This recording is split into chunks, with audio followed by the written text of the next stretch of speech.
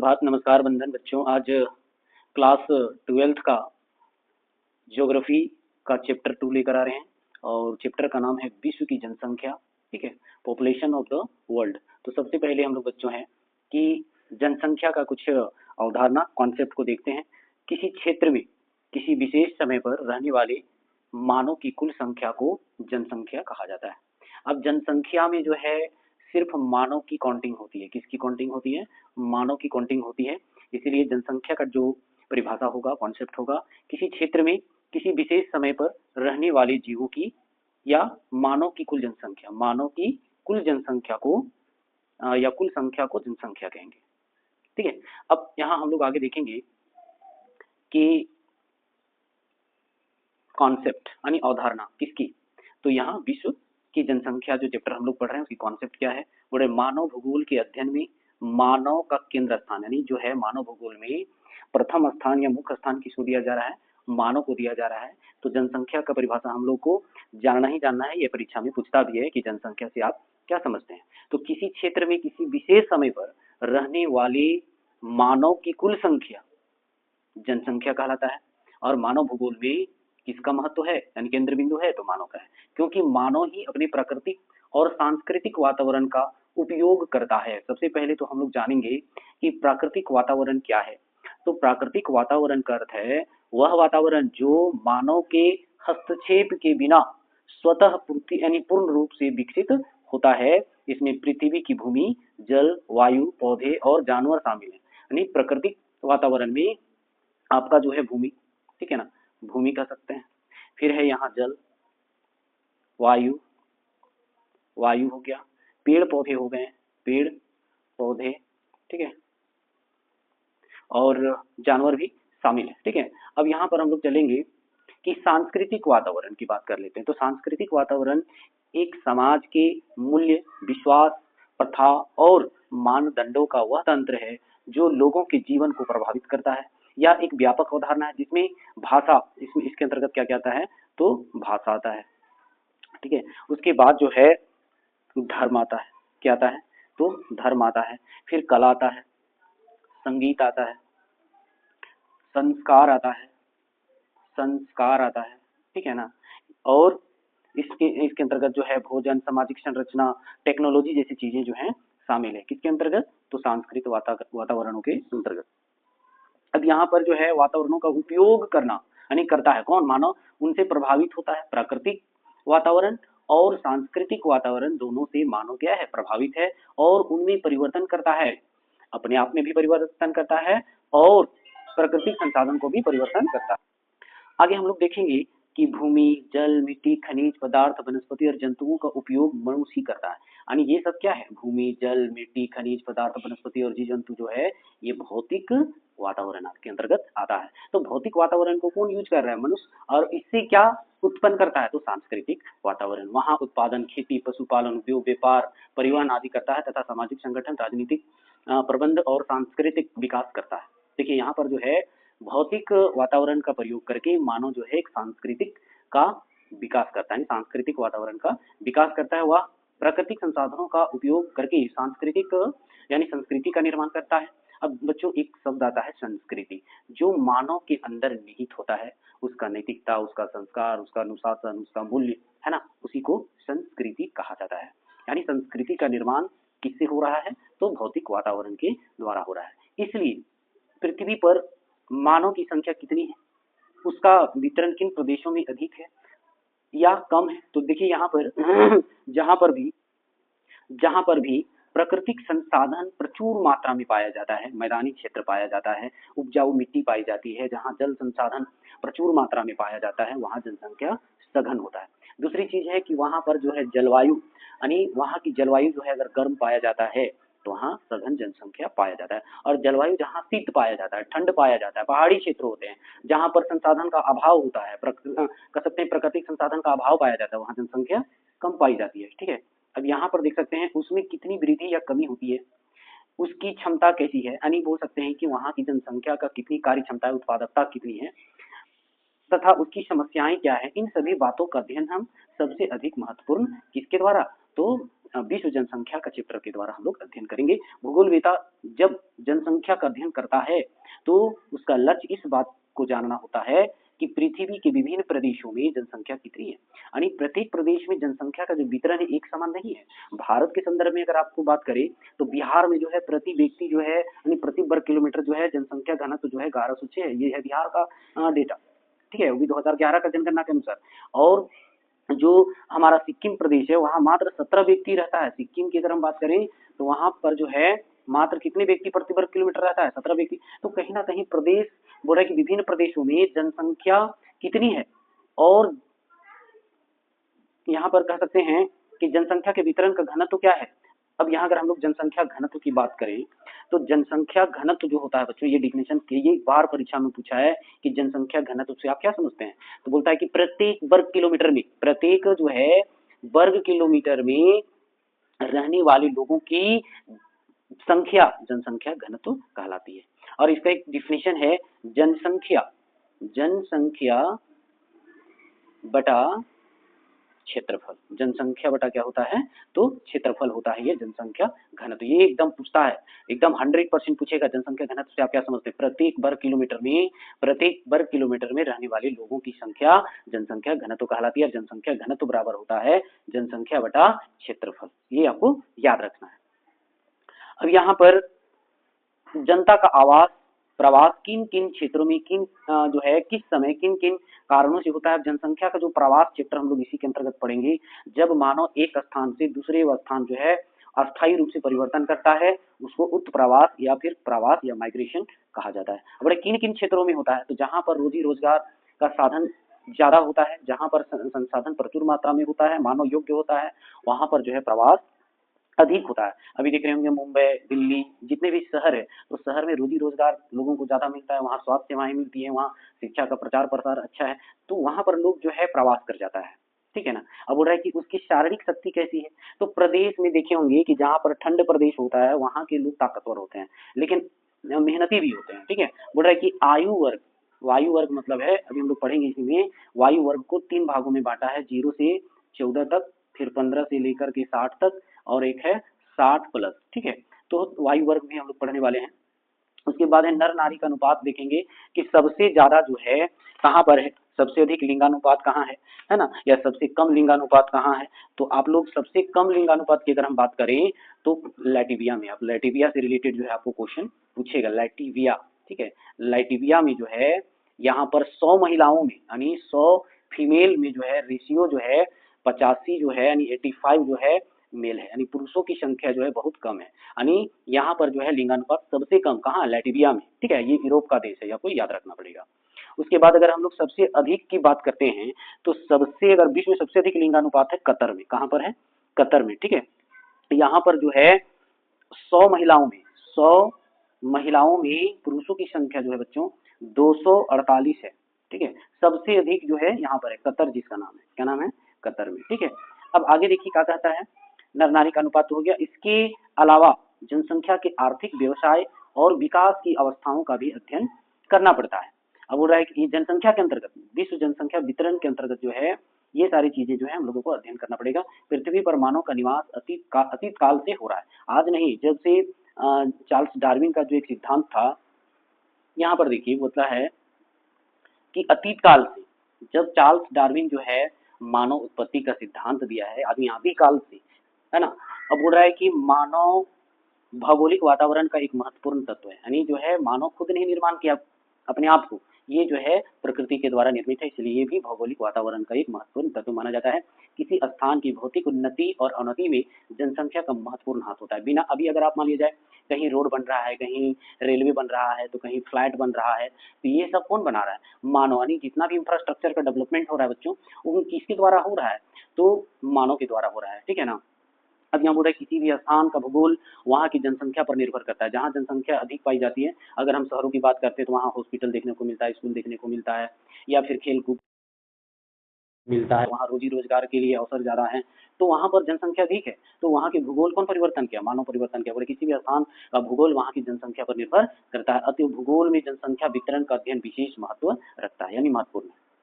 अब आगे देखिए क्या कहता है, विश्व जनसंख्या अगर हम लोग वितरण की बात करें बच्चों अगर हम लोग विश्व जनसंख्या का वितरण की बात करते हैं तो इसका एक डेफिनेशन है ना। जनसंख्या वितरण का अर्थ है किसी दिए गए क्षेत्र में लोगों का फैलाव से है, ठीक है ना। और दुनिया में सबसे ज्यादा अगर जनसंख्या घनत्व है, जनसंख्या घनत्व, तो वो जो है मोनाको, आपको पता होगा है ना। मोनाको में जो है प्रति वर्ग किलोमीटर जो है, प्रति वर्ग किलोमीटर जो है वहाँ 26,000 लोग रहते हैं, 26,000। सबसे ज्यादा जो है पॉपुलेशन डेंसिटी जो है वो मोनाको में है, ठीक है ना। ये आपको याद रखना है। हालांकि जो है अगर विश्व जनसंख्या की बात करें सबसे अधिक जो है एशिया में 60% लोग निवास करते हैं एशिया में। कहाँ पर? तो एशिया में, वो भी कौन सा एशिया? तो दक्षिण पूर्व एशिया में जो है सबसे ज्यादा जो है जनसंख्या पाई जाती है। आगे हम लोग लाइन बाय लाइन पढ़ते चले जाएंगे। और यहाँ पर देखिए विश्व जनसंख्या सर्वोच्च एक सा नहीं है, यानी सभी जगह जो है एक जैसा नहीं है। आगे हम लोग देखेंगे इसको। कहीं पर जनसंख्या बहुत सघन है, जैसे अभी मोनाको की बात की है ना। और अभी जैसे मान लिया जाए उत्तर यानी नॉर्थ पोल में अगर हम लोग जाएंगे, जैसे जैसे हम लोग नॉर्थ पोल या साउथ पोल की ओर चले जाते हैं तो वहाँ जनसंख्या विरल पाई जाती है। कहीं पर साधारण, कहीं कई भाग तो बिल्कुल निर्जन है, जहाँ पर अभी हम लोग सिक्किम वगैरह की बात कर रहे हैं, मात्र जो है 17 व्यक्ति जो है प्रति वर्ग किलोमीटर लोग रहते हैं। वहाँ अगर कोई बीमार भी पड़ जाएगा तो आदमी को खोजना बड़ा मुश्किल हो जाएगा, ठीक है ना। जब यहाँ देखिए बोलता है कि विश्व के अपेक्षाकृत भाग ऐसे हैं जहाँ जनसंख्या घनत्व बहुत अधिक है, जैसे मोनाको का बात की। जबकि आज भी जनसंख्या बहुत अधिक बढ़ने पर विशाल प्रदेश, विरल बसाव और निर्जन प्राय प्रदेश हैं। कुछ ऐसे निर्जन का मतलब है कि बहुत कम जनसंख्या, बहुत कम जनसंख्या पाया जाता हो, और जहाँ बहुत ज्यादा पाया जाता है उसको सघन बोलेंगे। अब वो यहाँ बोलता है कि जनसंख्या के इस विषम वितरण में ही कुछ देशों जैसे बांग्लादेश, नाइजीरिया, यहाँ पर जो है नाइजीरिया की अगर हम लोग बात करें तो यहाँ जो है जन्म दर बहुत ज्यादा है ना। लोगों का जो जन्म दर है वो बहुत ज्यादा है, ठीक है ना। आगे हम लोग पढ़ेंगे इसको। अब यहाँ देखिए जावा की बात कर रहा है। जावा भारत, पूर्वी चीन है ना, चीन आदि को न केवल सघन जनसंख्या वाला प्रदेश बना दिया, बल्कि वहाँ की बढ़ती एवं अधिक घनी जनसंख्या इन देशों के लिए भारी समस्या बनी। अगर जनसंख्या अधिक भी हो रहा है तो संसाधनों की तुलना में अगर जनसंख्या का दबाव अधिक होता है तो वहाँ पर समस्याएं उत्पन्न होने लगती है। अब तो स्थिति यह हो गई है कि निर्जन प्राय मरुस्थलों में जब भी जहाँ भी सिंचाई सुविधाओं का विकास किया गया अथवा घने वनों का साफ कर उन्हें सुप्रवाहित कर कृषि एवं बसा योग्य बनाया गया, ऐसे सभी भागों में, अन्य भागों में से तेजी से मानव समूह आकार बढ़ता रहा है। यानी बोल रहा है कि जहाँ पर जो है जंगलों को साफ, जैसे जैसे जनसंख्या बढ़ रही है जंगल को उड़ाया जा रहा है, जंगल को डिफोरेस्ट किया जा रहा है, यानी खत्म किया जा रहा है, विदोहन किया जा रहा है, प्राकृतिक संसाधनों का विदोहन किया जा रहा है। इससे क्या है, बोल रहा है कि तेजी से मानव समूह का आकार बढ़ता जा रहा है, वहाँ की जनसंख्या का घनत्व तेजी से बढ़ रहा है। बोल रहा है वर्तमान में पृथ्वी के लगभग 13.6 करोड़ वर्ग किलोमीटर स्थल भाग, लगभग 7.51 2017 के अनुसार अरब में अधिक लोग रहते हैं। जहाँ पर सुख सुविधा होगा, रोजगार की व्यवस्था होगा, शिक्षा का संचार होगा, स्वास्थ्य का संचार होगा, वहाँ पर लोगों की संख्या जो होता है बहुत ज्यादा होता है, वहाँ की पॉपुलेशन डेंसिटी बहुत ज्यादा होता है। जन शून्य अटलांटिक महाद्वीप बोला जन शून्य, वहाँ आदमी ना के बराबर रहता है। जहाँ पर मान लिया जाए ग्लेशियर है, जहाँ पर जो है बर्फ ढका हुआ है, तो ऐसे देशों में जो है विरल नहीं बल्कि शून्य पाया जाता है, ना के बराबर लोग वहाँ रहते हैं। कुछ ऐसे महाद्वीप। अब ये बोल रहा है कि महाद्वीप को छोड़कर शेष स्थान पर भाग पर जनसंख्या का औसत 57 2017 के अनुसार व्यक्ति प्रति वर्ग किलोमीटर है। यानी विश्व की जनसंख्या अगर बोले घना तो 57 है। ये क्वेश्चन ऑब्जेक्टिव में पूछा हुआ क्वेश्चन है, इसलिए इस पर जो है मार्क कर देते हैं। परंतु इस वितरण में भी असमानता है, एक जैसा नहीं है। बड़े स्थल के 80% भाग पर बहुत कम जनसंख्या निवास करती है, यानी 80% ऐसा जनसंख्या है जहाँ कम जनसंख्या पाया जाता है। 20% में समझिए तो 60% लोग निवास करते हैं। 20% स्थल भाग में 60% लोग और 80% भाग पर मात्र जो है 40% लोग जो है निवास करता है। अब यहाँ जबकि लेकिन एक चीज और रखना है याद कि जहाँ पर लिटरेसी रेट, इस देश का लिटरेसी रेट बहुत ज्यादा होता है, टेक्नोलॉजी बहुत आगे निकल जाता है, तो वहाँ जनसंख्या स्वतः घट जाता है। ठीक है, शिक्षित लोगों के पास जो है जनसंख्या निरंतर जो है समान बना रहता है ना। लेकिन जहाँ पर अशिक्षितों की संख्या अधिक होती है वहां पर जनसंख्या निरंतर बढ़ती चली जाती है। अब यहाँ पर देखिए जबकि विश्व में 3/4 जनसंख्या जो है स्थल भाग का 10% भाग निवास करती है। बोल रहा है 3/4 मात्र 10% है, और 1/4 में समझिए 90% लोग निवास करते हैं। तो बोल रहा है कि पृथ्वी पर तेजी से बढ़ती हुई जनसंख्या का बढ़ाव आज उन क्षेत्रों में भी हो रहा है जो घने बसे क्षेत्र का सामंत प्रदेश है। आज मानव का उष्ण और शीत मरुस्थल, दलदलों, जंगलों, ऊंचाइयों की ओर भी बसने लगा है। अब मान लिया जाए जहाँ जनसंख्या बहुत सघन है। तो अब धीरे धीरे वैसी जगह पर शिफ्ट हो रहे हैं जहां मानव के अनुकूल जलवायु नहीं है, वहां भी लोग रह रहे हैं। जैसे यहाँ पर शीत बोल रहे हैं तो मानव के लिए अनुकूल जलवायु नहीं है। उष्ण बोल रहे हैं बहुत ज्यादा गर्मी है, वहां भी मानव के लिए अनुकूल नहीं है। दलदल में, अब दलदल में भी मानव रहने लगे जो मानव के अनुकूल नहीं है। घने जंगलों में, ऊंचाइयों में रहने लगे, क्या करेंगे, मजबूरी है ना। अब बोले कि जनसंख्या के इस वितरण में उत्तरी और दक्षिणी भागों में बड़ी विषमता मिलती है, यानी ऐसी जगहों पर विरल जनसंख्या देखने को मिलेगा जहां पर उष्ण है, शीत है, मरुस्थल है, दलदल है, जंगल है, ऊंचाई ऊंचाई है, पानी पहाड़ों में, वहां पर जो है जनसंख्या कैसी पाई जाती है, तो विरल पाई जाती है, निर्जन पाई जाती है। बोला है कि अब आगे हम लोग डेटा के साथ आगे बढ़ेंगे। डेटा यहाँ दिखा रहा है विश्व का, विश्व के महाद्वीपों में जनसंख्या का वितरण देखिए। अफ्रीका में जो है मिलियन वर्ग, बोल रहा है कि 30.2 मिलियन वर्ग किलोमीटर में, बोला है विश्व का क्षेत्रफल का प्रतिशत कितना है रहने योग्य, 19.7 है, और जनसंख्या जो है कितना 124.6 करोड़ के आसपास है अफ्रीका में, ठीक है ना। विश्व जनसंख्या का प्रतिशत देखिए अफ्रीका में 16% रहता है। सबसे ज्यादा जो है, अगर आप देख पा रहे होंगे तो यहाँ पर एशिया में दिखा रहा है 59% जो है अकेले एशिया महादेश में जो है निवास लोग करते हैं। उसके बाद विरल है, देखिए उत्तरी अमेरिका में, जो कि दुनिया का सबसे ज्यादा शक्तिशाली इकोनॉमिक दृष्टिकोण से, आर्थिक दृष्टिकोण से सबसे ज्यादा विकसित देश उत्तरी अमेरिका है। और उत्तरी अमेरिका में देखो जनसंख्या कितना कम पाया जाता है, 4 जबकि विकसित पूरी दुनिया पर अपना औपनिवेशिक बनाने वाला, या भी आज के डेट में वर्चस्व बनाने वाला है ना, देखिए जनसंख्या सबसे कम 4.8 है। और उससे भी कम अगर ओशानिया में देखेंगे या ऑस्ट्रेलिया महाद्वीप में देखेंगे तो 0.5%।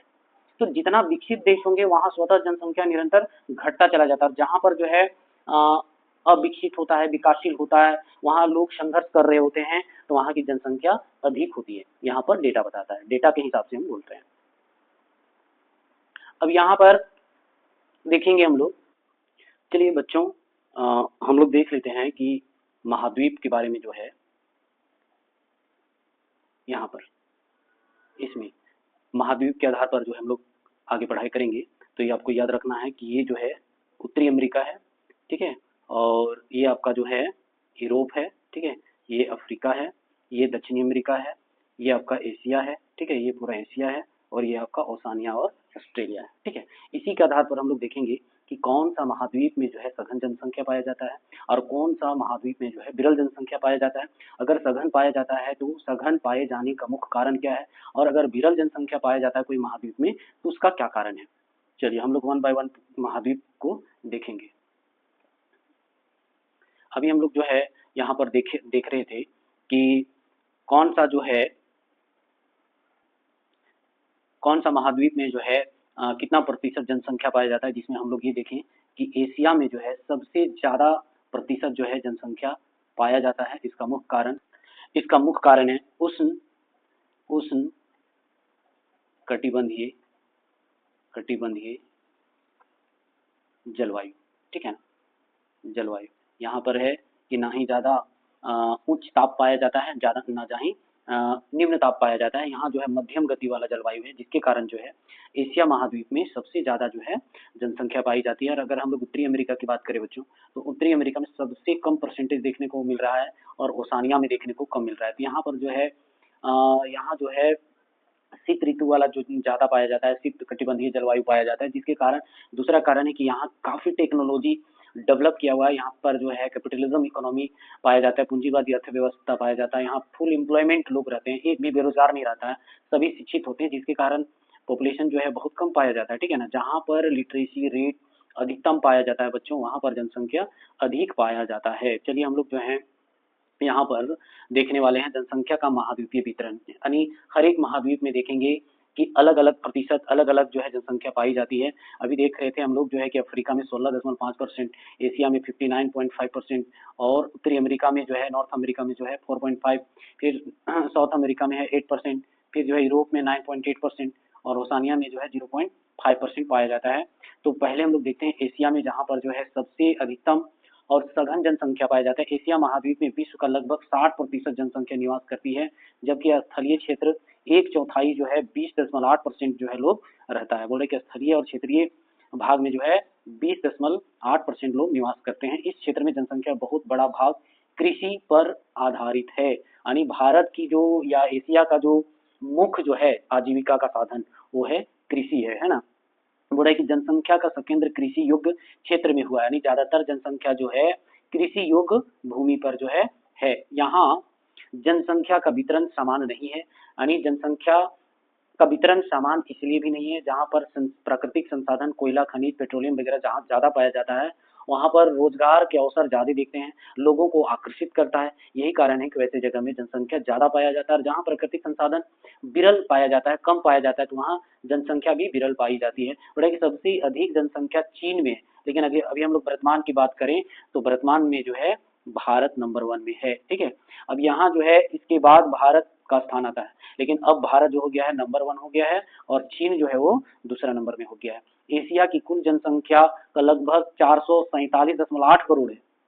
इसमें अधिकांश जनसंख्या चीन और भारत में ही निवास करता है, यानी जो है एशिया का मैक्सिमम जो है जनसंख्या दो देशों में जो है निवास करता है, चीन और भारत में। यहाँ जनसंख्या का वितरण कहीं तो 1000 व्यक्ति प्रति वर्ग किलोमीटर है, तो कहीं 17 व्यक्ति प्रति वर्ग किलोमीटर। अभी आप बात करें हमारा बिहार में, भारत का बिहार एक राज्य है, बिहार में जो है 1000 प्लस यानी 1106 व्यक्ति प्रति वर्ग किलोमीटर लोग निवास करते हैं। वहीं पर सिक्किम जो है, सिक्किम में जो है 17 व्यक्ति प्रति वर्ग किलोमीटर निवास करता है, तो कहीं ना कहीं जनसंख्या वितरण जो है असमान है। फिर कहता है कि मंगोलिया, सिकांग है ना, मंगोलिया जो है रूस के नीचे है, उसके बाद चीन है, तिब्बत का पठार है, साइबेरिया तो ये आपका रूस में ही पड़ता है। यहाँ पर विरल जनसंख्या पाया जाता है। आपको मैं मानचित्र में दिखाता हूँ,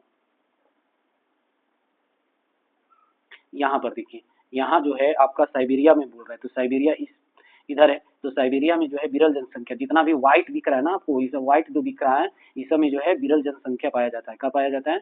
तो विरल जनसंख्या पाया जाता है। लेकिन जहाँ पर पूरा डार्क है, जहाँ पर पूरा जो है आपको ये ब्लैक दिख रहा है ना, जहाँ जहाँ भी ब्लैक दिख रहा है वहां पर जो है सघन जनसंख्या पाया जाता है। जैसा कि यहाँ पर दिखाया भी गया है कि ये जो आपको डार्क जहाँ दिखाई पड़ रहा है, उच्च घनत्व के क्षेत्र जहाँ पर जो है बोल रहा है कि 50 व्यक्ति प्रति वर्ग किलोमीटर, और मध्यम वाला में देखिए, मध्यम वाला में जो है मध्यम घन जहाँ 10 से 50 व्यक्ति प्रति वर्ग किलो निवास करता है, ये सब में जो है मध्यम जनसंख्या पाया जाता है, इस सब में जो है मध्यम। लेकिन और ये जो पूरा ब्लैक है, जो पूरा ब्लैक है उसमें उच्च घनत्व, और जहाँ पर व्हाइट दिखा रहा है ना, वहां पर जो है निम्न घनत्व, जहाँ जो है 10 व्यक्ति प्रति वर्ग किलोमीटर निवास करता है।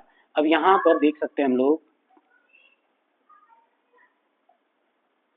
यहाँ पर कि तिब्बत, साइबेरिया है ना, तिब्बत और विरल जनसंख्या जो है का क्षेत्र है। एशिया की घनी जनसंख्या एकमात्र कारण मानसूनी जलवायु है। अभी मैंने कहा था कि यहाँ भारत में जो है उष्ण, भारत में जो है उष्ण कटिबंधीय जलवायु पाया जाता है, कटिबंधीय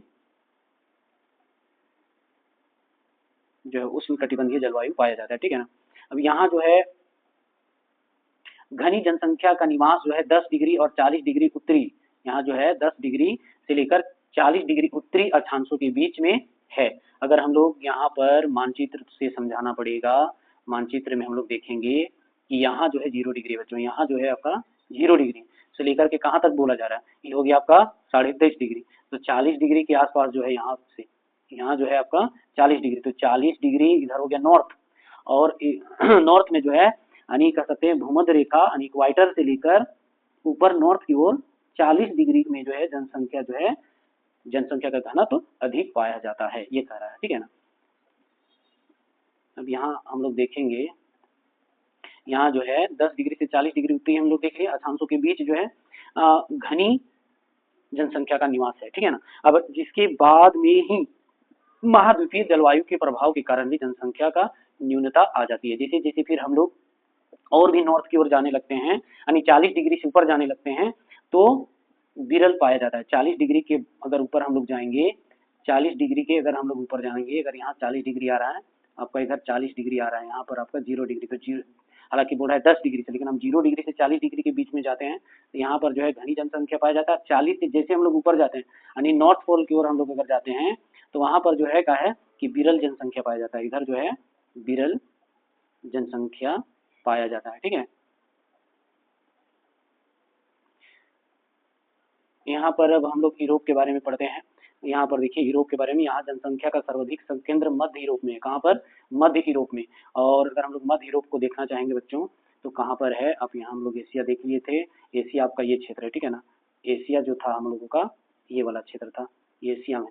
अब हम लोग को यूरोप के बारे में बात कर रहे हैं, तो मध्य यूरोप, देखिए मध्य यूरोप में जो है पूरा डार्क किया गया, ये है आपका मध्य यूरोप। ठीक है ना। जहाँ पर मैं अंगुली फेर रहा हूँ, ये है आपका मध्य यूरोप। मध्य यूरोप में क्या है, पूरा देख सकते हैं कि यहाँ जो है सघन जनसंख्या, उच्च घनत्व दिखा रहा है, जहाँ 50 व्यक्ति प्रति वर्ग किलोमीटर से भी अधिक रहता है, जिसको मोनाको में जो है, मोनाको आपको याद रखना है सबसे ज्यादा जो है मोनाको में 26,000 व्यक्ति प्रति वर्ग किलोमीटर निवास करता है। कहाँ? मोनाको में, वो भी यूरोप में। ठीक है, अब आगे आते हैं।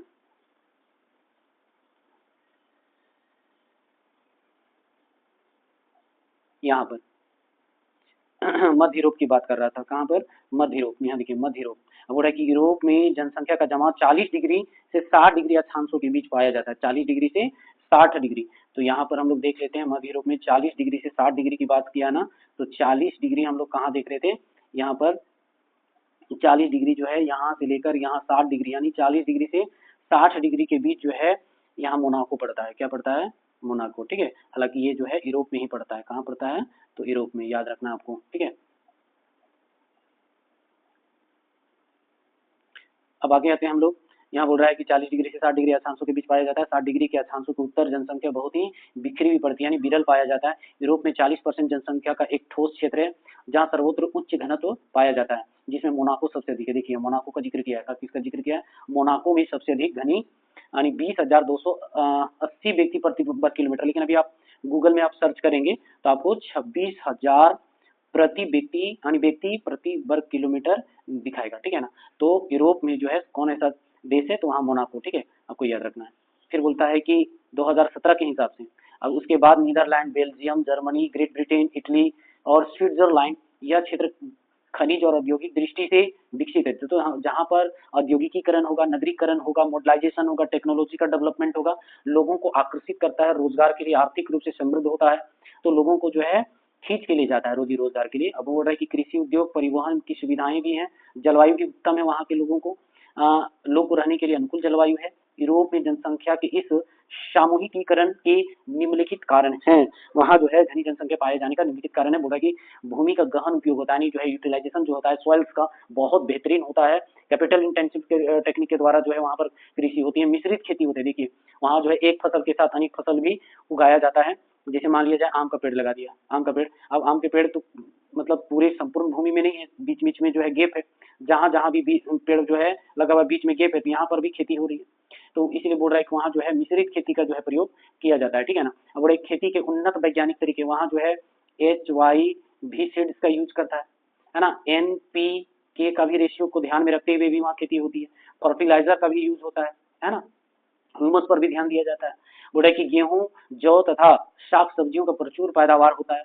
बोले औद्योगिक विकास है, टेक्नोलॉजी के मामले में बहुत एक भी लोग बेरोजगार यूरोप में नहीं, इसलिए पश्चात देश जो है पूरे विश्व में सबसे ज्यादा जो है डेवलप है। अब हम लोग देखेंगे उत्तरी अमेरिका के बारे में पढ़ेंगे हम लोग जो है।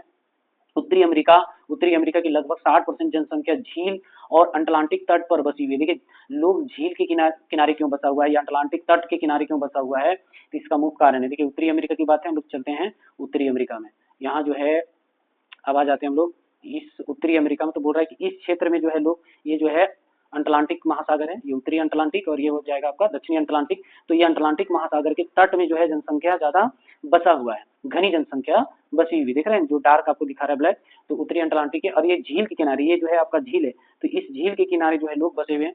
इसका मुख्य कारण है, जब भी आप हिस्ट्री पढ़े होंगे तो पढ़ेंगे आप 12th में सभ्यता। ठीक है ना, तो सभ्यता का विकास कहाँ हुआ है? नदी के किनारे हुआ है। कहाँ हुआ था? नदी के किनारे जो है विकास। क्यों?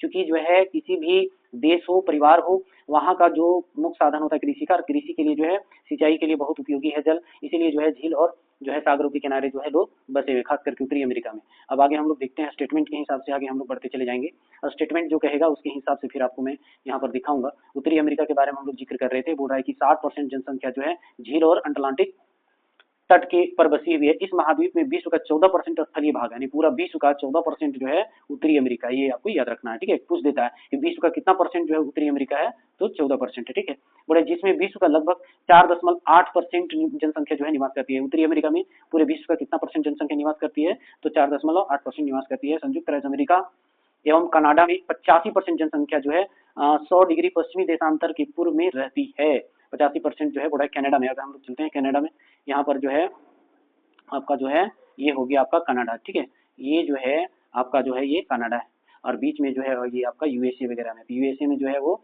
मध्यम घनत्व वाला है, लेकिन अगर आप कनाडा की बात करें, यानी पूर्वी कनाडा की बात करें, तो पूर्वी कनाडा में जो है उच्च घनत्व वाला क्षेत्र पाया जाता है। ठीक है, अब हम लोग जो है अब आते हैं दक्षिण, यहाँ थोड़ा सा बचा हुआ है। पूर्वी तट के क्षेत्रीय संसाधन में संपन्न है, बोल रहा है कि जो तटीय क्षेत्र के जो है वो देश कैसा है, आर्थिक रूप से या संसाधन रूप से संपन्न है। बोल रहा है यहाँ खनिज जो है पदार्थों की बहुलता पाई जाती है, तो जहाँ खनिज पदार्थ अधिक पाया जाता है वहां पर आपको जो है सघन जनसंख्या पाया जाएगा। फिर बोल रहा है कि कनाडा का सेंट लॉरेंस नदी की जो घाटी है सघन जनसंख्या वहाँ पूरी बसी हुई है। चलिए हम लोग दक्षिण अमेरिका की बात कर लेते हैं। तो यहाँ पर जो है दक्षिण अमेरिका आपका ये है, बोले दक्षिण अमेरिका यद्यपि विश्व के स्थलीय भाग का 24% और उत्तरी अमेरिका कितना परसेंट था, 14%। तो इसका मतलब ये होता है बच्चों कि उत्तरी अमेरिका से बड़ा है दक्षिण अमेरिका, ठीक है ना। उत्तरी अमेरिका से बड़ा कौन है, तो दक्षिण अमेरिका, क्योंकि इसका स्थलीय भाग 24% है और उत्तरी अमेरिका का स्थलीय भाग कितना है, तो 14% है। अब बोल रहा है कि परंतु यहाँ विश्व का केवल 8.06% लोग रहता है, तो कहीं ना कहीं जो है उत्तरी अमेरिका में जो है आपका 4.8% जनसंख्या है, इसका डबल जो है कहाँ पाया जाता है, दक्षिणी अमेरिका में पाया जाता है, ठीक है। दक्षिण अमेरिका की जनसंख्या 2/3 भाग मैक्सिको एवं ब्राजील में निवास करता है। अब हम लोग देख लेते हैं ब्राजील कहाँ है, ब्राजील तो आपका ये जो है ब्राजील है, ठीक है। यहाँ पर जो है ब्राजील है और ये आपका जो है कनाडा है। उत्तरी अमेरिका का ये कनाडा में जो है सघन जनसंख्या और दक्षिणी अमेरिका में बोल रहा है वो ब्राजील में, ठीक है। और जो है ये मैक्सिको वगैरह में जो है ज्यादा जनसंख्या पाया जाता है, तटीय क्षेत्रों में। कहाँ पर सघन जनसंख्या बोल रहा है, तो अटलांटिक उत्तरी दक्षिणी अटलांटिक के तटीय क्षेत्रों में जो है सघन जनसंख्या पाई जाती है, ठीक है। यहाँ पर हम लोग देख लेते हैं दक्षिण अमेरिका हो गया। अब यहाँ पर देखिए बोलता है कि निवास करता है शेष अधिकांश भाग अर्जेंटीना और इंडीज पर्वत के देशों में भी यहाँ के अधिकतर जनसंख्या तटीय भागों में ही पाई जाती है। पूरे तटीय भागों में जो है पानी और खनिज ज्यादा पाया जाता है। महासागरीय द्वारा जो है यातायात अत्यंत सुगम होता है, आसानी से कम कीमत पर जो है एक स्थान से दूसरे स्थान या एक महाद्वीप से दूसरे महाद्वीप में प्रस्थान करता है। अब यहाँ है और विदेश से संपर्क रखा जाता है। जैसे मान लिया जाए कि ये उत्तरी अमेरिका, ये दक्षिणी अमेरिका, ये यूरोप, ये एशिया हो गया, ये अफ्रीका हो गया, ये तो यहाँ मान लिया जाए कि अगर दक्षिणी अमेरिका से जाना है ऑस्ट्रेलिया, तो ये समुद्र के माध्यम से ऑस्ट्रेलिया पहुंच गया, या अफ्रीका पहुंच गया, या फिर यूरोप चला गया, या उत्तरी अमेरिका चला गया, या फिर ये एशिया भी घूम करके एशिया आ जाता है, ठीक है ना। तो ये समुद्री मार्ग जो है यातायात के लिए अत्यंत क्या होता है, वो सुगम होता है, ठीक है। ऐसे क्षेत्र ब्राजील की साओ पोलो और सेंटोस तथा पठारी एवं पूर्वी मैक्सिको, अर्जेंटीना, वेनेजुएला तटीय भाग है जहाँ पर सघन जनसंख्या पाई जाती है। उत्तरी पूर्वी ब्राजील में भी देख रहे हैं उष्णार्ध खेती के अंतर्गत जो है कहवा और कपास पैदा किए जाते हैं, जनसंख्या अधिक सघन मिलती है। तो बच्चों जहाँ पर जो है खेती योग्य भूमि है, मानव के अनुकूल जलवायु है, वहां पर जनसंख्या जो है वो सघन पाई जाती है, ठीक है। चलिए आगे हम लोग अफ्रीका की बात करते हैं। अफ्रीका में जो है कहा जाता है कि अफ्रीका महाद्वीप विश्व का 19.7% भूभाग है। तो ये कहीं ना कहीं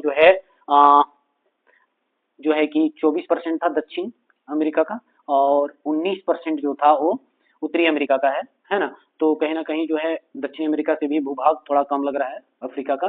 केवल जो है 16.5% जनसंख्या निवास करती है और अफ्रीका में सबसे घनी जनसंख्या नदी डेल्टा मोरक्को और अल्जीरिया का मध्य सागरीय तट पर जो है नाइजीरिया। देखिए नाइजीरिया का नाम जो है ना जब भी आएगा यहाँ पर जो है, जब हम लोग लिंगानुपात पढ़ेंगे तो उसमें जो है सबसे ज्यादा लिंगानुपात आपको नाइजीरिया में देखने को मिलेगा। इथोपिया, ठीक है, यहाँ उच्च भूमि पर मिलती है। अफ्रीका महाद्वीप का सबसे बड़ा भाग जो है सहारा मरुस्थल है ना। ये जो है 11 देशों में फैला हुआ है बच्चों। सहारा मरुस्थल जो है अफ्रीका में कितने देशों में फैला हुआ है, ये भी जो है यूनिवर्सल जीके टाइप का है ना। 11 देशों में जो है मरुस्थल, सहारा मरुस्थल फैला हुआ है।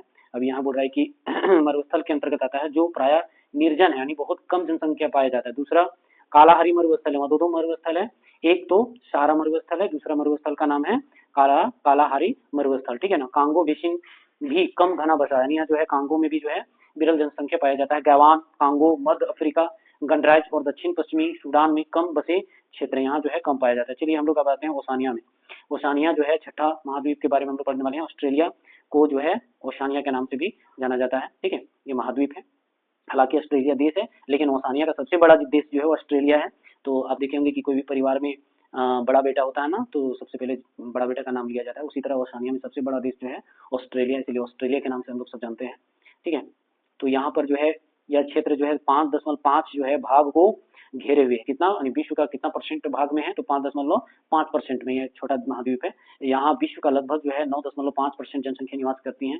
यहाँ जनसंख्या 5 क्षेत्र मिलते हैं। बोल रहा है कि सिडनी के क्षेत्र, यहाँ जो है अक्सर क्रिकेट वगैरह खेला हुआ करता है, तो सिडनी के पृष्ठ प्रदेश में पश्चिमी ढाल, विक्टोरिया का अधिकतर भाग और लैंड में जो है दक्षिणी पूर्वी कोना और दक्षिणी ऑस्ट्रेलिया का दक्षिणी भाग और क्वींसलैंड के दक्षिणी पश्चिमी कोना में जो है जनसंख्या सघन पाई जाती है। इसके अतिरिक्त जो है ऑस्ट्रेलिया की जनसंख्या बिखरी हुई है, यानी विरल पाया जाता है। तो चलते हैं हम लोग ऑस्ट्रेलिया में, ऑस्ट्रेलिया का भी देख लेते हैं हम लोग महाद्वीप के माध्यम से। तो आपका ये जो है देखिए यहाँ पर इधर उत्तर, इधर हो गया आपका दक्षिण, इधर हो गया पूर्व। इस भाग में जो है आपको ज्यादा सघन जनसंख्या देखने को मिल रहा है, इस भाग में भी सघन जनसंख्या देखने को मिल रहा है और इस भाग में भी बाकी में विरल जनसंख्या देखने को मिलता है। ये आपका ओसानिया है, ठीक है। अब आगे आते हैं हम लोग।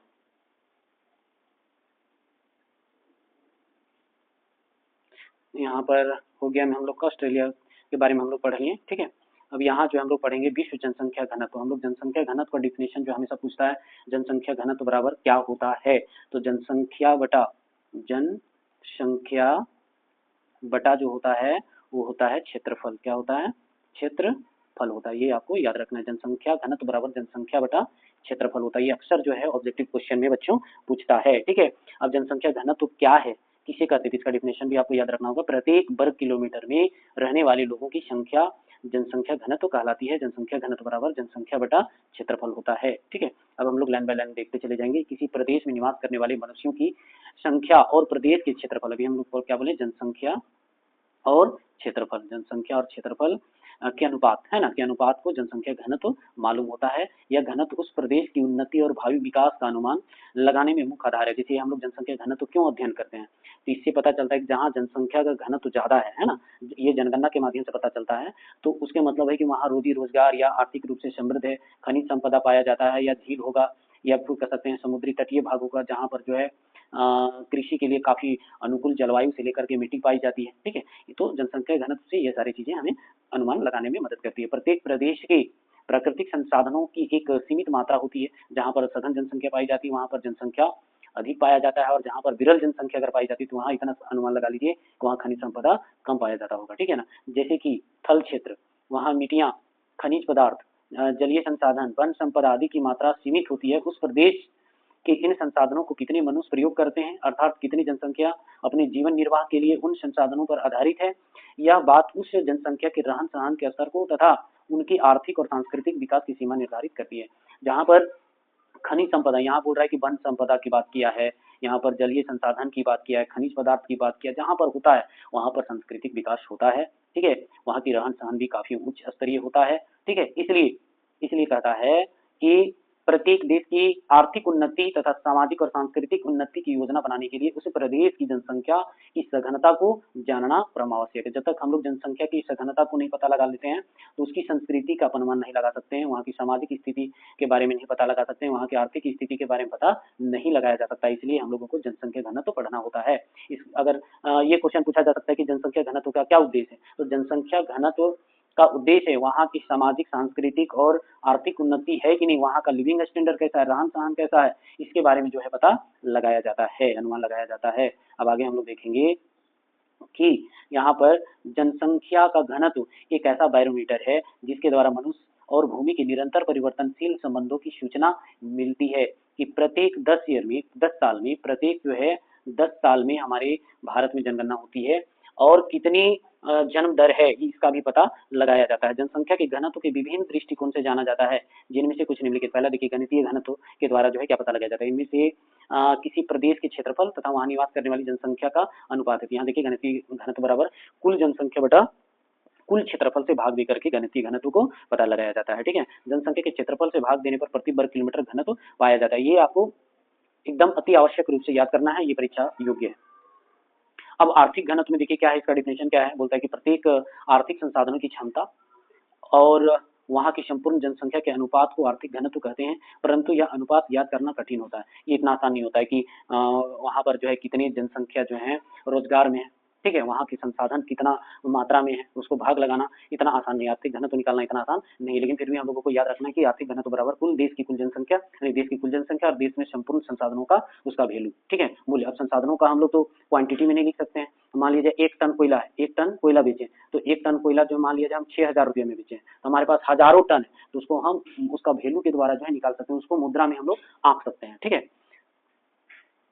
अब यहाँ जो है कायिक घनत्व के बारे में हम लोग किसी क्षेत्र के कृषिगत भूमि और संपूर्ण जनसंख्या का अनुपात को जो है क्षेत्रीय घनत्व निकाला जाता है, कृषि क्षेत्रीय घनत्व का पता लगाया जाता है। कितने लोग जो है कृषि पर आश्रित हैं, और कितने लोग जो हैं वहाँ जो है कुल कृषि योग्य भूमि है, तो उसका जो है अनुपात को ही हम लोग कायिक घनत्व कहते हैं। ठीक है ना, कायिक घनत्व पिछले बार पूछा हुआ है, इसलिए आपको एकदम इंपॉर्टेंट समझ करके इसको याद रखना है कि कायिक घनत्व जो होता है वो कृषि से रिलेटेड होता है। ठीक है ना, देश में कुल जनसंख्या क्या कर रहा है, कृषि कर रहा है, क्या है, कितना परसेंट जो है कृषि पर आश्रित है और कितना जो है कृषि योग्य भूमि है, दोनों को भाग दिया जाता है, भाग देकर के जो है कायिक घनत्व निकाला जाता है। चलो बच्चों, अब हम लोग कृषि घनत्व की बोल रहे हैं, प्रत्येक की कृषिगत भूमि के क्षेत्रफल तथा वहाँ की कृषि कार्य में लगी जनसंख्या को जो है कृषि घनत्व कहा जाता है। यानी सेम टू सेम है, कायिक और कृषि में ज्यादा अंतर देखने को नहीं मिलता है। ठीक है, कृषि में संलग्न जनसंख्या और कृषि योग्य भूमि से भाग देकर के जो है कृषि घनत्व निकाला जाता है।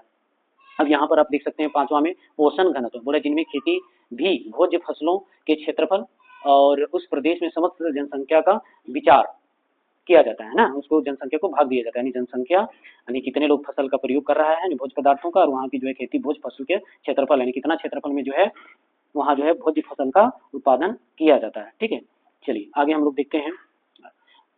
अब यहाँ बोल रहा है कि वर्तमान में जो है 1 जुलाई 2017 तक विश्व की अनुमानित जनसंख्या जो है इतना था, 2017 का डेटा है, तो अभी मान लीजिए वर्तमान में 2025 है, तो कई गुना जनसंख्या यहाँ पर बढ़ा हुआ होगा। अब यहाँ बोल रहा है कि जनसंख्या का घनत्व जो है पूरा विश्व का, ये भी पूछा हुआ क्वेश्चन है बच्चों कि विश्व का जनसंख्या घनत्व कितना है, तो 57 व्यक्ति प्रति वर्ग किलोमीटर है।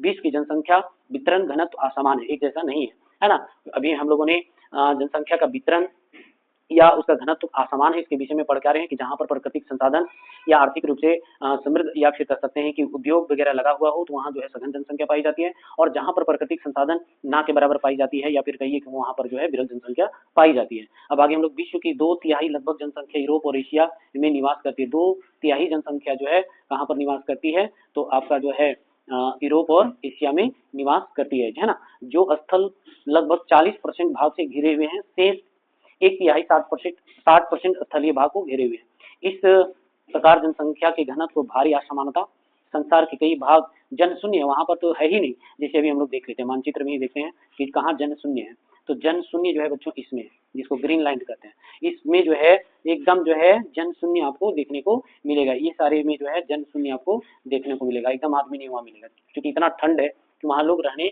योग्य नहीं है। ठीक है, वहां रह नहीं सकता है आदमी के अनुकूल जलवायु वहां पर नहीं पाया जाता है, शीतलहरी चलता है, एकदम ठंड रहता है। बोल सकते हैं उसको लो प्रेशर यानी कह सकते हैं हाई प्रेशर रहता है, हाई प्रेशर जहाँ ठंड ज्यादा रहता है ना उसको हाई प्रेशर कहा जाता है। वहां रहिएगा तो नाक तरफ से ब्लड आना शुरू हो जाएगा। ठीक है,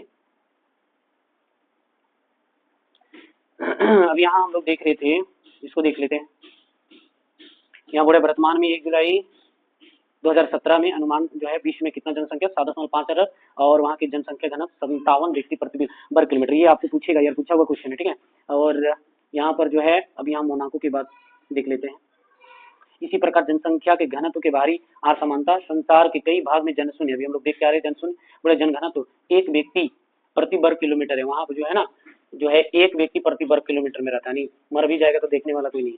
अब यहाँ बोल रहा है कि कहीं तो 20,280, जिसको मोनाको हम लोग जिक्र कर रहे थे है ना, मोनाको में पाया जाता है। कहीं तो एक व्यक्ति प्रति वर्ग किलोमीटर, कहीं तो 20,200, या इसको भी हम लोग 26,000 मान के चल रहे हैं। वर्तमान में दिखा रहा है 26,000 व्यक्ति जो है प्रति वर्ग किलोमीटर कहाँ मोनाको में रह रहा है। अब कुछ डेटा भी देख लेते हैं। विश्व के महाद्वीपों में जो है जनघनत्व कहाँ है 2017 के डेटा के हिसाब से, एशिया में जो है 144, सबसे ज्यादा जो है एशिया में जो है प्रति वर्ग किलोमीटर लोग निवास करते हैं, और इसका मुख्य कारण है उष्णकटिबंधीय जलवायु। ठीक है, उसके बाद अफ्रीका में 42, उत्तरी अमेरिका में 19, दक्षिण अमेरिका में 24, यूरोप में जो है 33, और ऑस्ट्रेलिया ओसानिया में है 4। यही कारण है कि भारत में जो है सांप्रदायिकता हो गया, जातिवाद जो हो गया है ना, दंगे फसाद आतंकवाद है ना, तो यहाँ पर क्षेत्रीय विवाद पाया जाता है। क्यों? जनसंख्या घनत्व तो अधिक होने के कारण, जहाँ विरल है उतना लड़ाई झगड़ा संभव ही नहीं। अब यहाँ पर देखिए बोल रहा है कि अधिक घने बसे क्षेत्र कहाँ है, तो यहाँ देखिए कि इनका घनत्व प्रति वर्ग किलोमीटर 400 व्यक्ति का है। अगर 400 व्यक्ति प्रति वर्ग किलोमीटर कहीं रह रहा है तो उसको अधिक घने बसे क्षेत्र कहेंगे। ये उच्च घनत्व वाले प्रदेश सम्मिलित हैं जिन दक्षिण पूर्वी एशिया, तो हम लोग चलिए दक्षिण पूर्वी एशिया देख लेते हैं।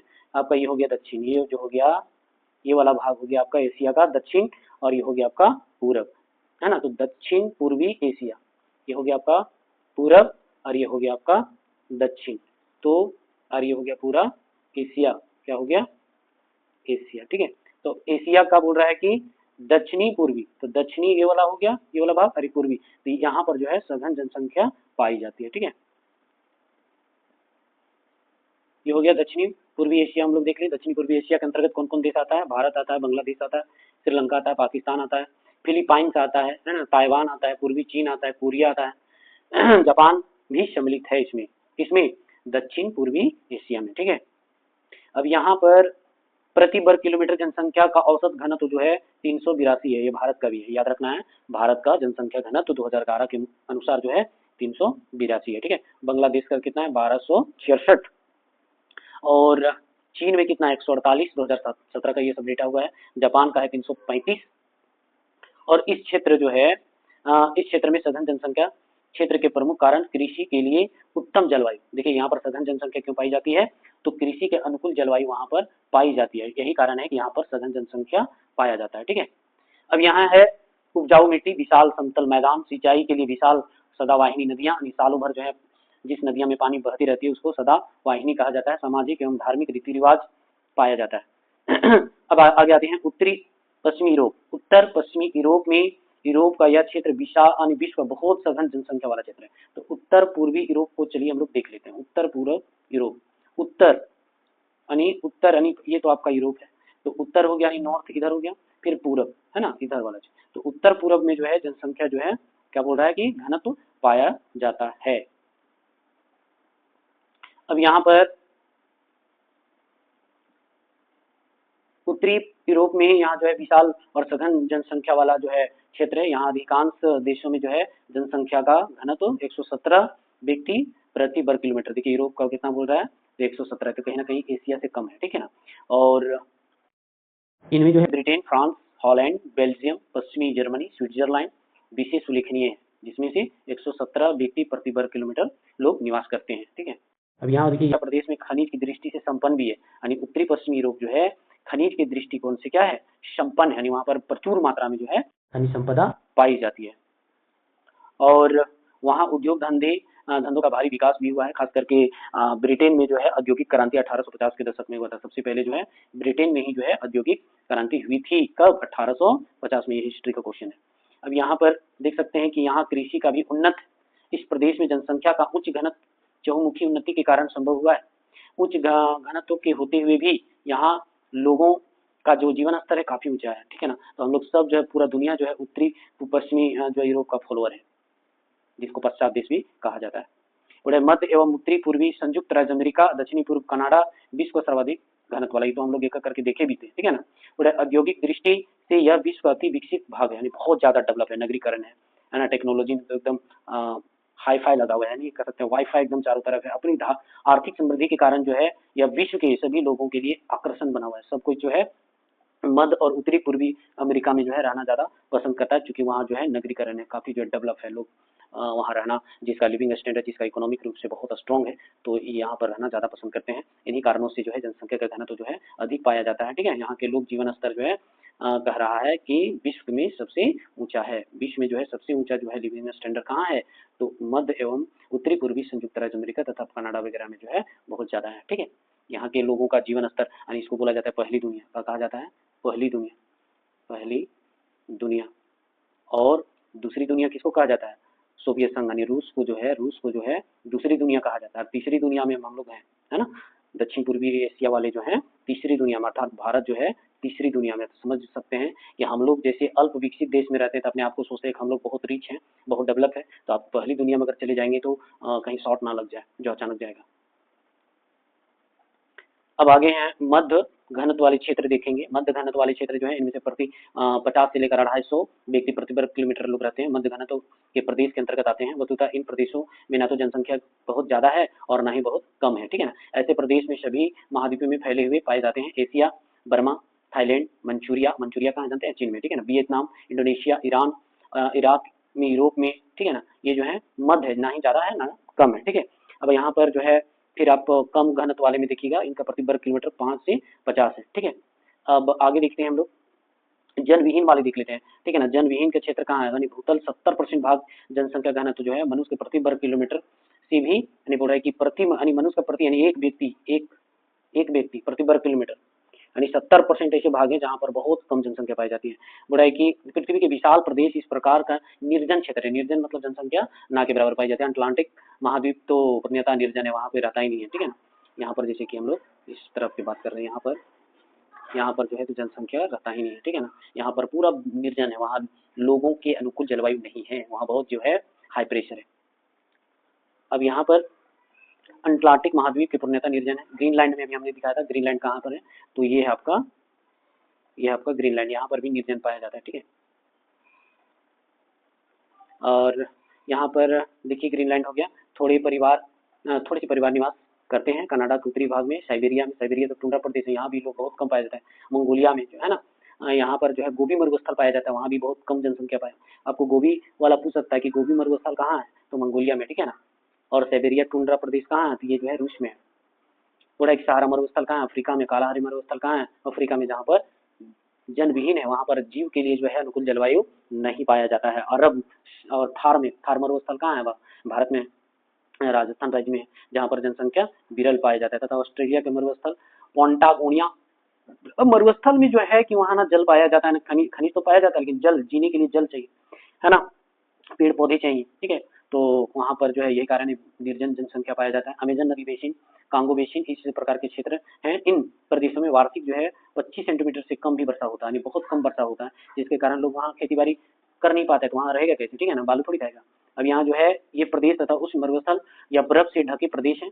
पर्वतीय क्षेत्र और अपेक्षाकृत जो है उच्च पर्वतीय भाग तथा बोला कि भूमध्य रेखीय वन क्षेत्र जनसंख्या निवास की दृष्टि से प्रायः बहुत कम पाया जाता है, जंगलों में तो बिल्कुल नहीं पाया जाता, ठीक है ना। बोले कि ऊपर दिए हुए विभिन्न सघनताओं के प्रदेशों में जनसंख्या का घनत्व जो है विशेषताओं का कारण है। यहाँ पर प्राकृतिक वातावरण की विभिन्नता, विभिन्न सुविधाओं का अलावा जो है वहाँ आर्थिक औद्योगिक क्रियाएं और समाज व्यवस्था प्रणाली जो है, ऐतिहासिक भूपृष्ठ, राजनीति भी अलग अलग पाए जाते हैं, ठीक है ना।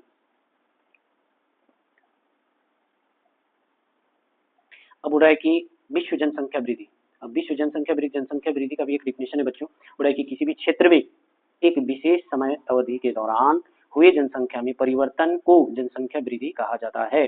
क्या बोल रहा है, किसी भी क्षेत्र में एक विशेष समय अवधि में या के दौरान हुए जनसंख्या में परिवर्तन को जनसंख्या वृद्धि कहा जाता है। यह जो है परिवर्तन धनात्मक और ऋणात्मक दोनों हो सकता है, तो जनसंख्या बढ़ भी सकती है या फिर घट भी सकती है। अब यहाँ पर देखिए जनसंख्या वृद्धि से तात्पर्य किसी निश्चित अवधि में निश्चित क्षेत्र में निवासियों की संख्या में परिवर्तन है, परिवर्तन होते रहता है, बढ़ते रहता है, या तो फिर घटने का तो चांस ही नहीं, बढ़ता है, ठीक है ना।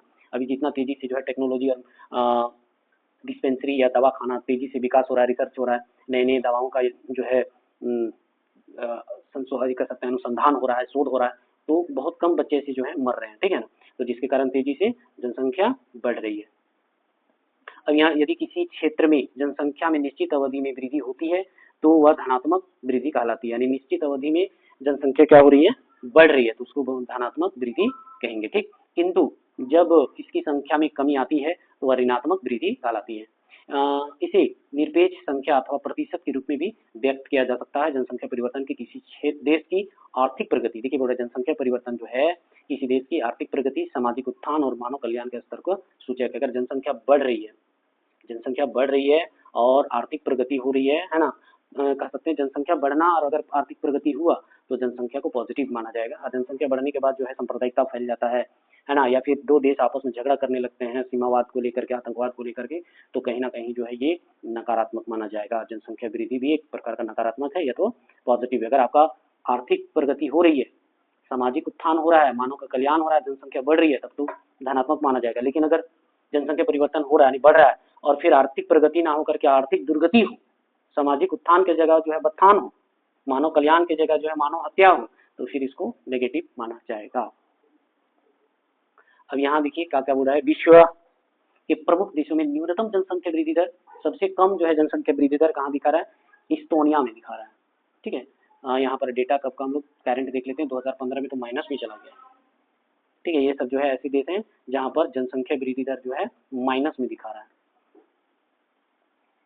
अब हम लोग सीधा आते हैं विश्व जनसंख्या परिवर्तन में। देखिए बच्चों ये जो है जो मेन टॉपिक है उसको हम थोड़ा सा एक्सप्लेन कर रहे हैं। जनसंख्या परिवर्तन का अभिप्राय किसी क्षेत्र समय किसी निश्चित अवधि के दौरान बसे हुए लोगों की संख्या में परिवर्तन से है। विश्व जनसंख्या परिवर्तन का जो डिफिनेशन है बोला कि जनसंख्या परिवर्तन का अभिप्राय किसी क्षेत्र में क्षेत्र समय किसी निश्चित अवधि के दौरान, यानी 10 साल में, यानी प्रत्येक 10 साल में, ये कितना बार हम जिक्र कर चुके होंगे कि भारत में जो है जनगणना जो है प्रत्येक 10 साल के बाद होता है, ठीक है।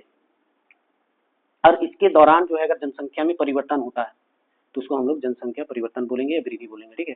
बोल रहा है कि यह धनात्मक भी हो सकता है, ऋणात्मक भी हो सकता है। ये बोल रहा है कि निरपेक्ष संख्या अथवा प्रतिशत के रूप में अभिव्यक्त किया जा सकता है। अभी हम लोग देखेंगे बच्चों कि जनसंख्या परिवर्तन के घटक क्या हैं। देखिए जनसंख्या परिवर्तन के जो हैं 4 घटक हैं। पहला है जन्म दर, जो कि यहाँ लिखा हुआ है, ठीक है। दूसरा नंबर में आएगा आपको मृत्यु दर, मृत्यु, ठीक है, मृत्यु। उसके बाद जो है बच्चों प्रवास, प्रवास। उसके बाद है भौगोलिक वातावरण, भौगोलिक वातावरण, ठीक है, भौगोलिक वातावरण। तो एक करके हम लोग पढ़ते हैं, पहले जन्म दर के बारे में पढ़ते हैं, मृत्यु दर के बारे में, उसके बाद प्रवास, उसके बाद ही तो हम लोग भौगोलिक वातावरण शुरू से पढ़ते आ रहे हैं, तो यही हो जाएगा चैप्टर खत्म, ठीक है। तो चलिए जन्म दर हम लोग पढ़ लेते हैं। जन्म दर बोला कि प्रति 1000 व्यक्तियों पर, बोला कि प्रति 1000 व्यक्तियों पर वर्ष में जितने बच्चे जन्म लेते हैं उस संख्या को जन्म दर कहा जाता है। बोल रहा है कि प्रत्येक वर्ष 1000 व्यक्तियों में कितने बच्चे जन्म लेते हैं उसी की संख्या को जन्म दर कहा जाता है। फिर आपको ज्यादा पढ़ने की जरूरत नहीं है, लेकिन फिर भी हम लोग देख लेते हैं सबसे ज्यादा जन्म दर कौन सा देश में है, ठीक है। बोल रहा है कि हर एक देश में जो है जन्म दर जो है वो क्या है, भिन्न भिन्न होती है, एक जैसा नहीं होता है। इस विभिन्नता के मुख्य कारण सामाजिक दशाओं में अंतर होता है। कहीं बाल विवाह अधिक होती है, जैसे भारत में जो है पहले जो है बाल विवाह हुआ करता था, 5 साल 10 साल में ही बच्चियों को शादी कर दिया जाता था। और तो कहीं इन पूर्णतः सामाजिक प्रतिबंध भी पाया जाता है कि नहीं तुमको शादी तो करनी पड़ेगा, ठीक है ना। कहीं विवाह अधिक होती है तो कहीं कम होती है। अभी जैसे है कि भारत में एक संस्कृति या परंपरा है जो जिसके घर में जो है शादी योग्य लड़के या लड़कियां उनको शादी करना जरूरी है, माँ बाप जो अपना कर्तव्य भी समझता है, ठीक है ना। जो देश जितना अधिक गरीब होता है वहाँ निवासियों का रहन सहन का स्तर उतना ही निम्न होता है। देखिए जहाँ ज्यादा जनसंख्या होगा, जहाँ पर या ज्यादा गरीबी होगी वहाँ का रहन सहन क्या होगा, निम्न स्तर का होगा, क्योंकि सरकार जो है उनको जो है पोषण नहीं दे पाता है, अच्छा शिक्षा नहीं दे पाता है, अच्छा घर नहीं दे पाता है, तो वहाँ का लिविंग स्टैंडर्ड क्या होता है, निम्न होता है, ठीक है। शिक्षा का अभाव मिलता है, जहाँ पर जनसंख्या अधिक होती है और वहाँ पर जो है शिक्षा का अभाव देखने को मिलता है। बहुविवाह तथा बाल विवाह का प्रचार पाया जाता है अतः जन्म दर उच्च देखने को मिलता है, ठीक है। अब बोल रहे हैं कि रोगों तथा कुपोषण के कारण मृत्यु अधिक हो जाती है और कृषि प्रधान देशों में कृषि कार्य के लिए श्रम आवश्यक होता है, जहाँ संयुक्त परिवार प्रणाली पाई जाती है और अधिक बच्चों व उनकी संख्या पर कोई विचार नहीं होता है। बोलते हैं अल्लाह का देन है ना, ये तो प्रसाद है, लेते रहो, तो जनसंख्या बढ़ेगी, है ना। और कुछ जाति के लोग तो बेटी जब तक बेटा नहीं होता है तब तक जो है वो अपना जो है प्रोडक्टिविटी को जारी रखता है। अब बोल रहे हैं कि उन्हीं देशों में सामान्यतः उच्च दर पाई जाती है। अधिकतर विकासशील देशों में देशों की यही स्थिति है, जैसे भारत, अफ्रीका, नेपाल, अफगानिस्तान, बांग्लादेश, है ना। इसमें पाकिस्तान भी आता है लेकिन यहाँ लिखा हुआ नहीं है, इसके विशिष्ट उदाहरण है जहाँ पर जो है लोग जनसंख्या निरंतर बढ़ाई जा रहा है ना, वो अपना शिक्षा पर ध्यान है। यही कारण है कि रहन सहन जो है उतना जो ऊंचा नहीं है, निम्न प्रकार का पाया जाता है। वहाँ का शिक्षा अभी कुछ प्रजाति के लोग तो इतना अनपढ़ होते हैं कि मत पूछिए, है ना। बहुविवाह भी पाया जाता है, एक पुरुष जो है 4 विवाह कर रहा है। अब यहाँ पर हम लोग जन्म दर का जो कुछ डिफिनेशन है उसको देख लेते हैं। CBR is equal to EB into 100/P, ये जो है आपका जन्म दर का डिफिनेशन है, ठीक है। अब आगे देख लेते हैं हम लोग, यहाँ मृत्यु दर देख लेते हैं। मृत्यु दर क्या कहता है कि मृत्यु दर जनसंख्या परिवर्तन में सक्रिय भूमिका निभाती है। जनसंख्या वृद्धि केवल बढ़ती हुई जन्म दर से नहीं अपितु घटती हुई मृत्यु दर से भी होता है। संयुक्त राष्ट्र संघ की 1953 की परिभाषा के अनुसार देखिए क्या कहता है कि जन्म के बाद किसी भी समय जीवन के सभी परमाणु के अस्थायी रूप से एक लोप होना हो, जो बोला कि जन्म के बाद किसी भी समय जीवन के सभी परमाणु के अस्थायी रूप से लोप हो जाने को मृत्यु कहते हैं। यानी वो उसका जो है कोई प्रमाण नहीं है, तू जिंदा है कि मरा हुआ है ना, ठीक है ना, तो उसको हम लोग मृत्यु दर कहते हैं। मृत्यु दर में भी विभिन्न देशों में अंतर पाया जाता है। विश्व के कई ऐसे देश हैं जिनकी मृत्यु दर उच्च है, जैसे इथोपिया है ना, इथोपिया में जो है काफी मृत्यु दर है। फिर इन देशों में रहन सहन का निम्न है, जहाँ पर मृत्यु दर ज्यादा है समझ जाइए वहाँ का रहन सहन कैसा होगा, एकदम लो कैटेगरी का होगा। इसके अतिरिक्त अस्वस्थ जीवन यानी वहाँ जो है कुपोषण, महामारियां, रोगों का अधिकता, स्वास्थ्य संबंधी सेवाओं का अभाव आदि के कारण जो है मृत्यु दर का प्रोत्साहन मिलता है। अस्पष्टता, तकनीकी दृष्टि से उन्नत देशों में मृत्यु दर कम पाई जाती है। जहाँ पर तकनीकी दृष्टि से काफी डेवलप रहता है वहाँ पर जनसंख्या या बोलिए कि मृत्यु दर जो है कम होता है। जहाँ पर जो है कह सकते हैं कि रहन सहन निम्न स्तर है या फिर कहिए अस्वस्थ जीवन है, कुपोषण का शिकार है, महामारी है, रोग अधिक है, स्वास्थ्य संबंधी सेवा का अभाव है, तो वहाँ पर जो है मृत्यु दर अधिक पाई जाती है, ठीक है। अब बोल रहे हैं मृत्यु दर 1920 के बाद से ही स्वास्थ्य संबंधी सेवाओं में तेजी विकास होने से एवं 1950 के पश्चात वहाँ बोला है कि विकासशील देशों में स्वास्थ्य की दशा में सुधार, जच्चा बच्चा का अधिक सुरक्षा, से प्रसूति काल में कम मृत्यु, बाल मृत्यु पर नियंत्रण होने आदि के कारणों से मृत्यु दर में तेजी से गिरावट आई, यानी मृत्यु दर कम हो रही है। ठीक है, अब यहाँ पर देख सकते हैं मृत्यु दर का जो डिफिनेशन है, किसी वर्ष में विशेष में मृतकों की संख्या बटा उसी वर्ष जो है मध्य अनुपातिक जनसंख्या इंटू 100, इसको हम लोग बोलेंगे मृत्यु दर। ठीक है, ये डिफिनेशन पूछता रहता है, तो इसको आप देख लेंगे। अब यहाँ पर जो हम लोग पढ़ने वाले तीसरा जो पैरा है, हम लोग सीधा आएंगे उत्प्रवास। ये पूछता है, ठीक है ना, जो जो क्वेश्चन आपके आने वाले हैं उससे रिलेटेड जो है एक्सप्लेन हम लोग करेंगे। उत्प्रवास क्या है? तो बच्चों, उत्प्रवास किसी स्थान से दूसरे स्थान को जाने को कहते हैं, यानी एक स्थान से दूसरे स्थान अस्थायी रूप से जब कोई माइग्रेट हो जाता है, चला जाता है, ठीक है, तो उसको हम लोग उत्प्रवास कहते हैं या प्रवास कहते हैं। जैसे बोल रहा है यूरोप वासियों को उत्तरी अमेरिका और दक्षिणी अमेरिका का ऑस्ट्रेलिया प्रवास हो जाना उत्प्रवास के अंतर्गत आता है। चलिए हम लोग देख लेते हैं। यहाँ पर बोल रहा है कि उत्तरी अमेरिका के लोग कहाँ जा रहा है? यूरोप जा रहा है, या यूरोप के लोग कहाँ आ रहा है? अमेरिका आ रहा है। ठीक है, या फिर कि दक्षिण अमेरिका के लोग जो है ऑस्ट्रेलिया चला जा रहा है। ठीक है, स्थायी रूप से यहाँ निवास कर रहे हैं, यहाँ के लोग यहाँ निवास कर रहा है, यहाँ के लोग यहाँ निवास कर रहा है, भारत के लोग आके अमेरिका में रह रहा है, तो इसको हम लोग क्या कहेंगे? उत्प्रवास कहेंगे। ठीक है, अब यहाँ जो है देखिएगा कि अप्रवास क्या है। बोला कि जब बाहर से मानव किसी प्रदेश के अंदर स्थानांतरित होता है तो उसे अप्रवास कहा जाता है।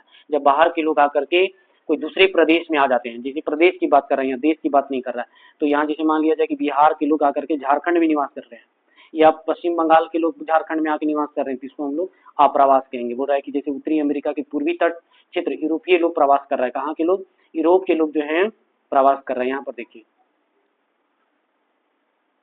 यूरोप के लोग जो हैं, ये लोग जो हैं यहाँ आकर के निवास कर रहा है, यहाँ के लोग आके यहाँ निवास कर रहा है, इसको हम लोग अप्रवास कहेंगे। ठीक है,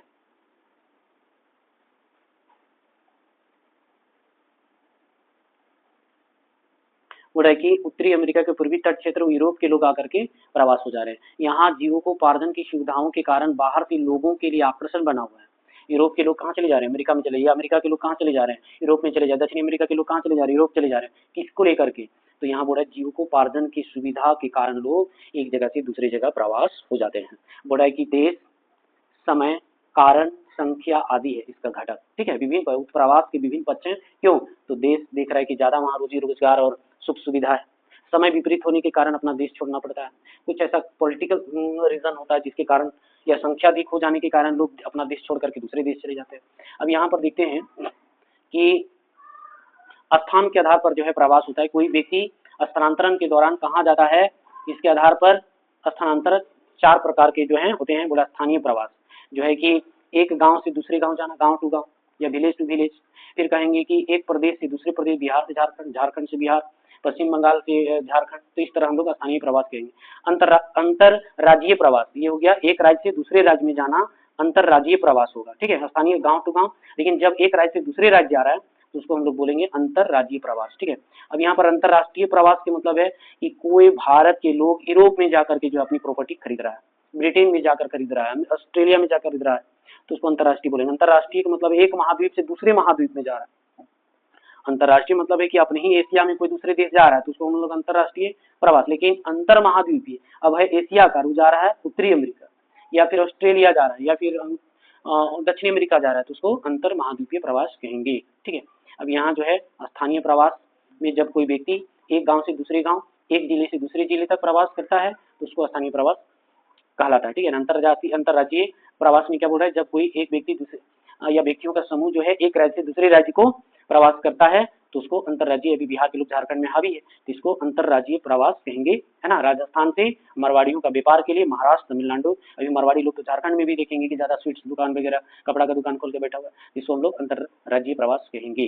ठीक, अब यहाँ अंतरराष्ट्रीय प्रवास समझते हैं। अंतरराष्ट्रीय प्रवास में बोला एक इसके अंतर्गत जो है प्रवास एक देश से दूसरे देश के मध्य होता है। वर्तमान समय में शासन अध्यक्ष के विदेशों के दौरे से इस श्रेणी में आते हैं। अंतर महाद्वीपीय प्रवास में देखेंगे कि प्रागैतिहासिक काल में एक महाद्वीप से दूसरे महाद्वीप तक मानव जाति प्रजाति प्रवास, और मध्यकाल में यूरोप से अमेरिकी महाद्वीप में अंग्रेजों का प्रवास देखने को मिलता है। अब समय काल के आधार पर देखिए, बोले समय के आधार पर प्रवास निम्न प्रकार के होते हैं। दैनिक प्रवास, यानी रोज जो है गांव से शहर तक काम करने के लिए गया, फिर आ गया, फिर दूसरा दिन शहर गया काम करके फिर वापस गांव आ गया, उसको दैनिक प्रवास कहेंगे। रोजाना जाना आना लगा रहता है ना। महासागरों के आसपास के लोग जो हैं दिन में नगर में कार्य करने जाते हैं और शाम तक घर वापसी हो जाता है, तो इस तरह के दैनिक प्रवास कहा जाता है। ठीक है, ये भी क्वेश्चन पूछा हुआ है, दैनिक प्रवास से रिलेटेड क्वेश्चन पूछा हुआ है। मौसमी प्रवास देखिए क्या है, बोलता है कि हिमालय पर ऊंचाई वाले भागों में रहने वाले पशुचारक शीत में अपनी भेड़ बकरियों के साथ जो है वो घाटियों में आ जाते हैं, नीचे उतर जाता है, पुनः गर्मी जैसे शुरू हो जाता है फिर ऊपर घाटी को चढ़ जाता है, नहीं चला जाता है।